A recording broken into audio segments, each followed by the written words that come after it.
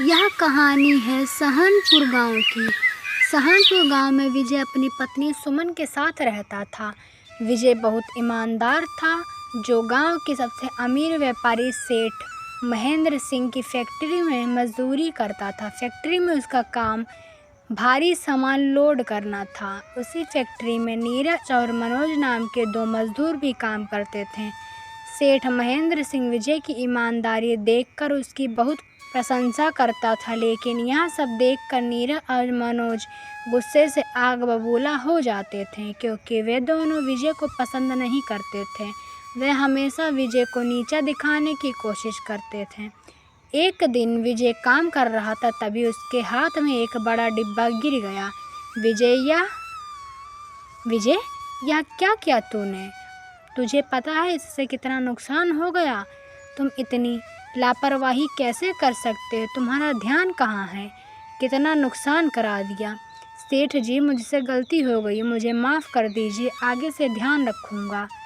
बस एक मौका और दे दीजिए, मैं कभी भी आपको शिकायत का मौका नहीं दूँगा। मुझे एक मौका और दे दीजिए। विजय, यह तुम्हारा आखिरी मौका है। अगर दोबारा ऐसा हुआ तो यह फैक्ट्री में आखिरी दिन होगा। आगे से ध्यान से काम करना। अगर फैक्ट्री में रहना है तो काम अच्छे से करो। पीछे से मनोज और नीरज उसकी खिल्ली उड़ाने लगे। देखो कैसे सेठ जी के पैरों में गिर पड़ा है, बेचारा गरीब है ना, अब क्या करेगा? अगर नौकरी चली गई तो यह किसी काम का नहीं रहेगा। फैक्ट्री का सन्नू सेठ यह सब देख रहा था। वह सेठ महेंद्र सिंह से बोला, सेठ जी, यह विजय बार बार आपका नुकसान करता है, इसे हमारी फैक्ट्री से निकाल देना चाहिए। नहीं भाई, विजय बहुत मेहनती और ईमानदार इंसान है, मुझे उसकी ईमानदारी पर पूरा भरोसा है। मुझे पता है कि विजय आज के बाद ऐसा काम नहीं करेगा। हम विजय की एक कमी से उसकी खूबियों को नज़रअंदाज नहीं कर सकते हैं। यह सुनकर नीरज और मनोज और जल उठे। रात का समय था, जब सब लोग घर जा रहे थे, तब विजय अकेला फैक्ट्री में काम कर रहा था। तभी नीरज उसे देखकर बोलता है, अरे ये क्या विजय, तुम अभी तक यहीं पर हो? इतनी रात हो गई है, अब घर नहीं जाना क्या तुम्हें? हाँ, घर तो जाना है, लेकिन मैं सेठ के नुकसान का पूरा करने के लिए थोड़ा और काम कर रहा हूँ। बस रहने दो, असली बात बताओ, तुम बस सेठ जी की नज़रों में अच्छा बनने के लिए यह सब कर रहे हो ना? चल, हम तो जा रहे हैं, तुम्हें जो करना है वो करो, हमें क्या भाई।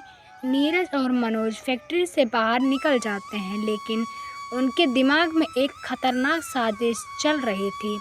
नीरज, मैंने सुना है कि सन्नू सेठ महेंद्र सेठ जी के लिए 1 लाख रुपए लेकर आए हैं। मतलब वह पैसे तिजोरी में रखे होंगे।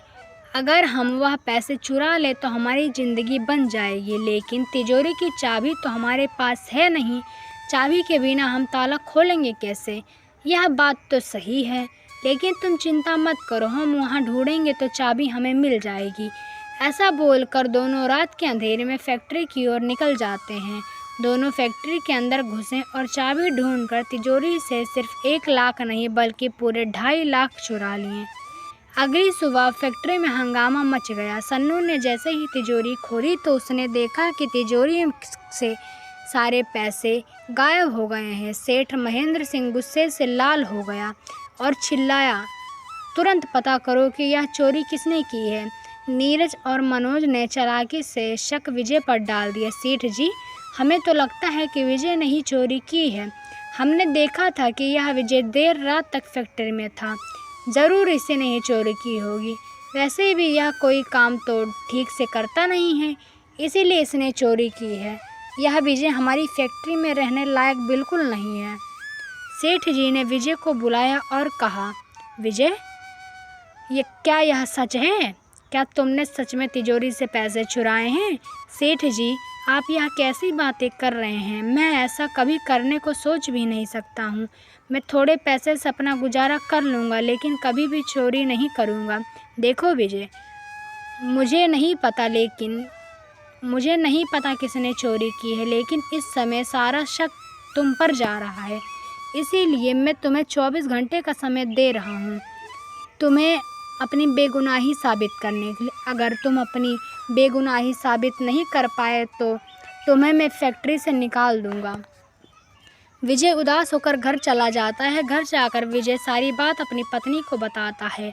सुमन को यह सब सुनकर बहुत अजीब लगा। उसी समय मनोज की पत्नी मीना विजय के घर आती है और सुमन को अपना सोने का हार दिखाने लगती है। कैसा लग रहा है सुमन? पूरे 1 लाख का बनवाया है।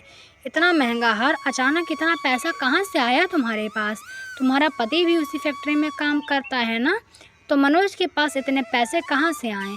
सुमन तुम यहाँ सब छोड़ो, बस यह समझ लो कि मेरे पति की लॉटरी लग गई है। इतना कहकर मीना चली जाती है। सुमन को मीना पर शक हो जाता है। विजय, मुझे यह सब कुछ साधारण नहीं लग रहा है, ज़रूर कोई बात है। मनोज और मीना के पास इतने पैसे कहाँ से आ सकते हैं? मुझे कुछ नहीं सही लग रहा है। हाँ सुमन, मुझे भी नहीं ठीक लग रहा है। मनोज के पास इतने पैसे कहाँ से आ गए? कहीं ऐसा तो नहीं कि कल फैक्ट्री में जो चोरी हुई हो मनोज ने की है? हाँ जी, मुझे तो ऐसा ही लग रहा है, लेकिन इतनी बड़ी चोरी एक अकेला इंसान नहीं कर सकता है। मुझे तो लग रहा है कि ज़रूर मनोज के साथ नीरज भी मिला हुआ है। हाँ सुमन, मुझे भी यही लग रहा है। अगर यह चोरी नीरज और मनोज ने मिलकर की है तो मुझे इन दोनों का सच सबके सामने लाना होगा। लेकिन मुझे समझ में नहीं आ रहा है कि मैं यह सबके सामने कैसे करूं। मेरे पास एक तरकीब है। अगर मनोज और नीरज ने पैसों के लालच में चोरी की है तो वह आगे भी पैसों की लालच में चोरी करेगा। आप सन्नू सेठ जी की मदद से उनका सच सामने ला सकते हो। हाँ सुमन, मैं सब समझ ही गया, मुझे क्या करना है। विजय और सन्नू सेठ के पास जाता है। सेठ जी, मुझे पता है आपको लगता है कि चोर मैं हूँ, लेकिन यह सच नहीं है। मुझे लगता है कि असली चोर मनोज और नीरज हैं। क्या बोल रहे हो तुम? चोरी खुद करते हो फिर दूसरों का नाम लगा देते हो। आप बस एक बार मेरा यकीन कर लीजिए, मैं सच सामने लाकर रहूँगा। पैसों के लालच में मनोज और नीरज ने यह चोरी की है। अगर आप फैक्ट्री में जाकर यह बोल दो कि आपने तिजोरी में 1 लाख और रखे हैं तो मनोज और नीरज ज़रूर चोरी करने की कोशिश करेंगे, और जब वे चोरी करेंगे तो हम दोनों पकड़ लेंगे। ठीक है विजय, तुम्हारे कहने पर तुम्हारी मदद कर देता हूँ, लेकिन याद रहे अगर वह दोनों चोर नहीं हुए तो मैं तुम्हें कभी नौकरी नहीं मिलेगी।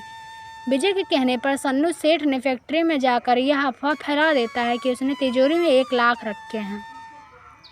मनोज और नीरज भी यह सब सुनते हैं। फैक्ट्री से बाहर जाकर वे दोनों बात करते हैं। भाई, तुमने सुना सन्नू सेठ ने 1 लाख और रखे हैं। अगर हम वह भी चुरा लें तो हम बहुत अमीर हो जाएंगे। हाँ भाई, तुम बिल्कुल सही कह रहे हो। हम आज रात ही चोरी करेंगे, और वैसे भी इन सब का इल्ज़ाम तो विजय पर आ जाएगा। जैसे ही रात हुई मनोज और नीरज दोनों फैक्ट्री में चले गए। फैक्ट्री में अंधेरा होते ही जैसे ही मनोज और नीरज ने चोरी करने लगे, अचानक से चारों ओर रोशनी हो गई और सन्नू सेठ, महेंद्र सेठ और विजय वहां पर आ जाते हैं। मनोज और नीरज की चोरी पकड़ी जाती है।